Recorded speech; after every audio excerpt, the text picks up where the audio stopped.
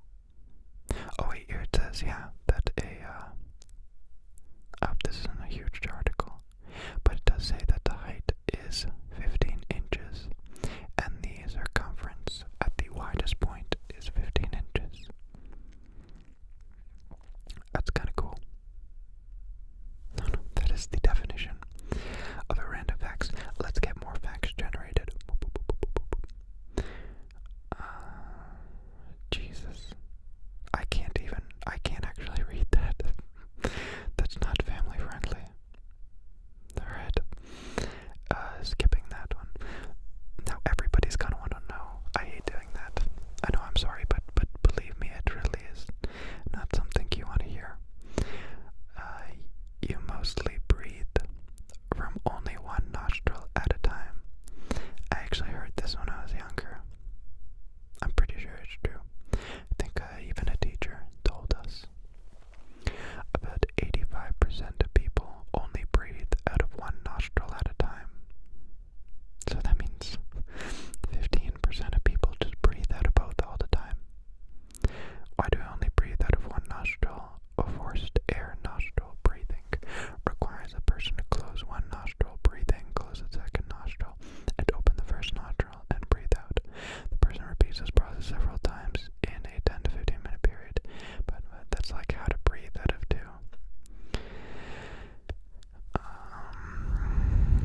Throughout the day, they take breaks in a process of alternating congestion, right, and decongestion called the nasal cycle.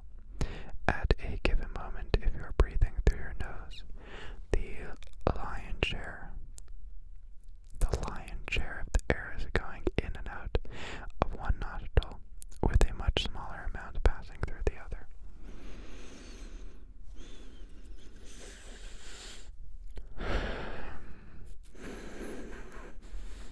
I don't know, I might be a double breather. I might be the 15%, at least right now. But I'm like the lucky one in my family, and I really have like no congestion. About 1 in 30 people in the US are in jail, on probation, or on parole. 1 in 30 people. Are you telling me that in the States, 1 out of every 30 person committed a very awful crime? 1 out of every 35. What? 1 out of every 30. Here's an article from 2009. 1 in 31 U.S. adults are behind bars, on parole, or on probation. Explosive growth in the number of people on probation or parole. So just on probation or parole is 1 in 45. But actually, I just remembered, isn't it that like you can be on probation if you have like a certain amount of parking tickets and stuff? I'm not from the US, so I don't know, but massive incarceration. This is from 2018. There are 840,000 people on parole. These are all pretty scattered. If I wanted to go into it really deep, I could probably figure it out. Here's one from New York Times, 2016. 1 in 37, or 2.7% of adults in the United States. Right, so I mean, it's true, it varies a little bit from website to website, but more or less still pretty scary. Generate more facts. They only put 3 on each loading of the page. It's kind of weird.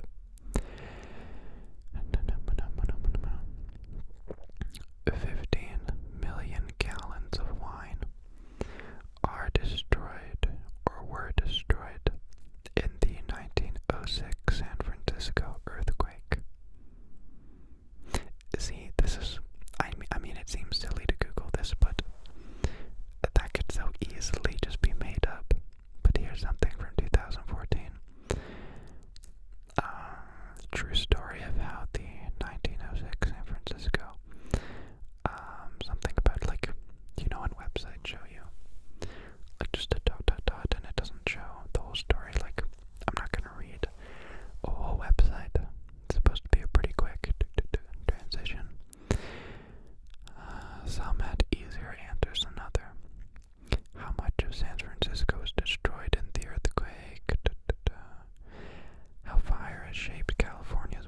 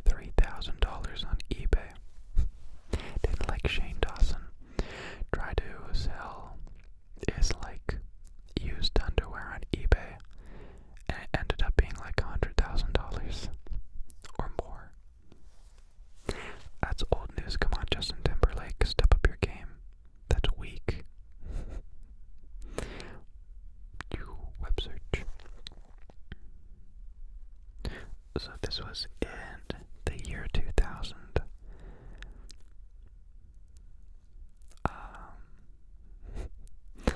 Bean toast. Who the heck? Okay. I want proper info. I gotta do some digging. Some digging.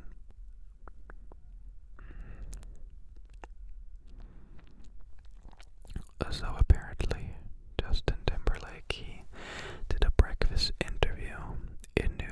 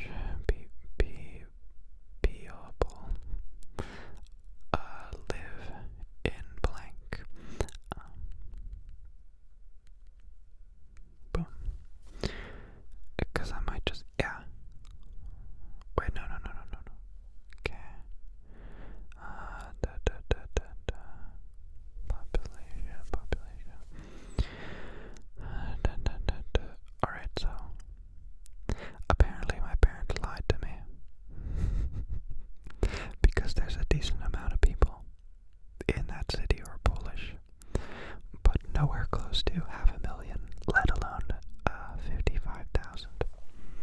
So kudos to New York City. All taken care of us. Yeah. So that fact is actually incorrect. Oh wow, we actually did it. We actually did it. So, yeah. They just really have to update their stuff, I guess. This is why I like to check. I know it's just a little thing, but still. Florida has more tornadoes per square mile than any other state. I believe it.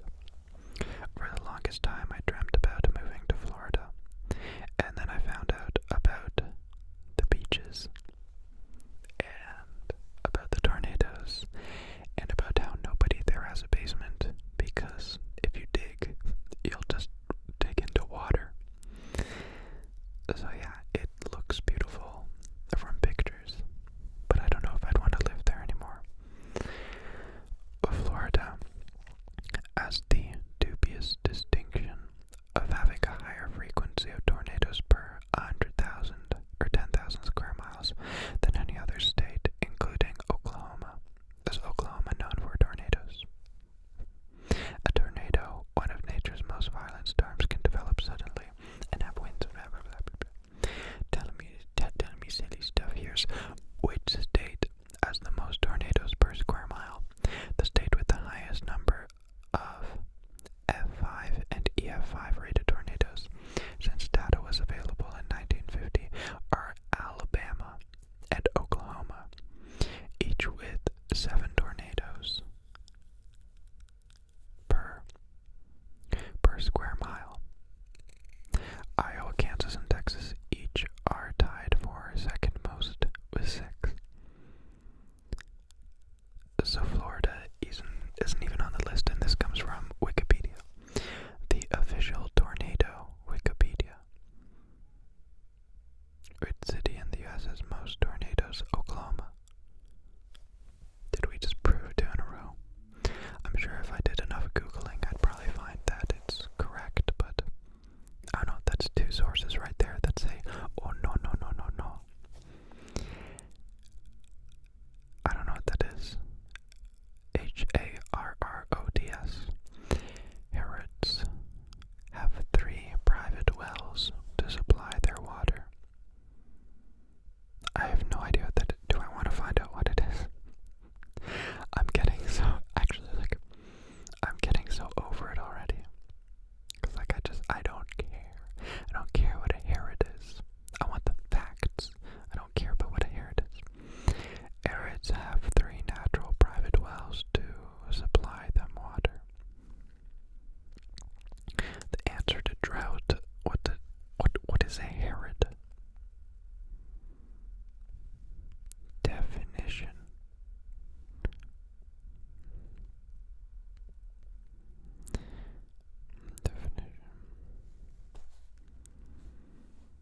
An English merchant who took over a shop in London. What about this? The King of Judea.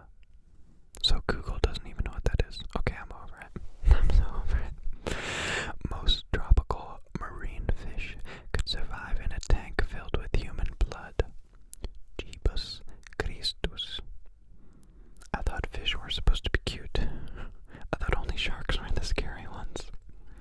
What is going on, world? What is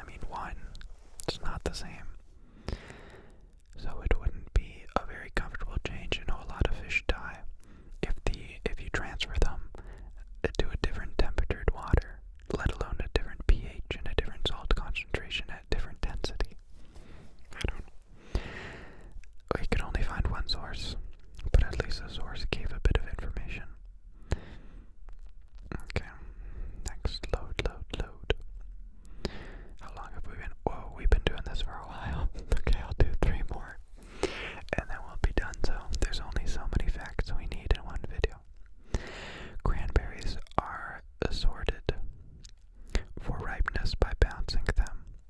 A fully ripened cranberry can be dribbled like a basketball. Please tell me there are Oompa Loompas just bouncing cranberries to find out if they're ripe or not. No, I'm guessing it's a computer that doesn't. But still pretty cool. If correct, as we've seen, not all the time. Here's a source by So True Facts, so I'm not going to use that. Ripeness, come on. More interesting facts. I don't see anything supplying more information. What if I do? How are cranberries sorted? How are berries sorted? Are they sorted? Are we sorted? The cranberries are loosened from the vines and float to the surface of the water.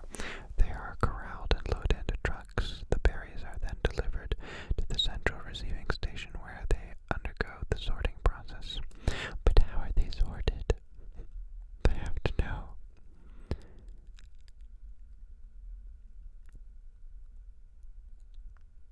There's a video of it.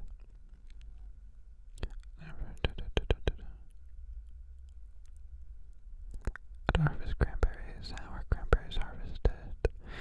Sorted. High-tech Ocean's price order separates the good cranberries from the bad. So, of course, there's many ways to do it. I have yet to see one with bouncing. But there are machines that look like they run them through what looks like could be a bouncing thing, but think about it. If you had to sort something by bouncing it, what kind of contraption could you make? By, if it went a certain height, it would fall into a certain cubby. That could kind of work. You know, whichever one was higher or lower.